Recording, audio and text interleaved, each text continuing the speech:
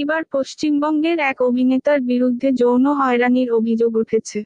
ভুক্তভোগী এক মডেল বিষয়টির প্রতিকার চেয়ে ওই অভিনেতার স্ত্রীকে জানান।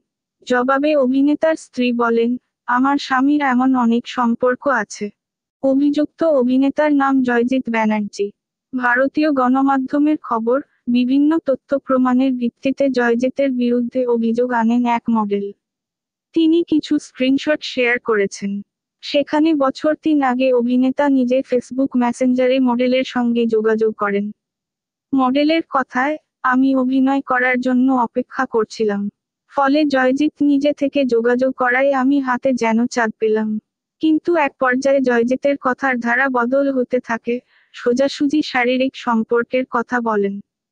বলেন কিছু পেতে গেলে নাকি কম্প্রোমাইজ করতে হবে। মডেল জানান, জয়জিৎ নিজের স্ত্রীকে বিচ্ছেদ দেওয়ার আশ্বাস দিয়ে তার সঙ্গে একাধিকবার সহবাস করেন। কিন্তু কিছু সময় পর তিনি বুঝতে পারেন জয়জিৎ মিথ্যা আশ্বাস দিচ্ছেন।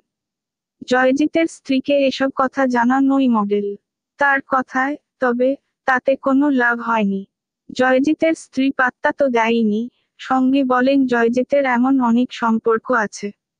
এই মডেল কেন এতদিন চুপ ছিল, সে উত্তরে জানান, এখনো সমাজ এই ধরনের ঘটনায় মেয়েদের দায়ী করে। অভিযোগের আঙুল তোলে তাদের দিকে।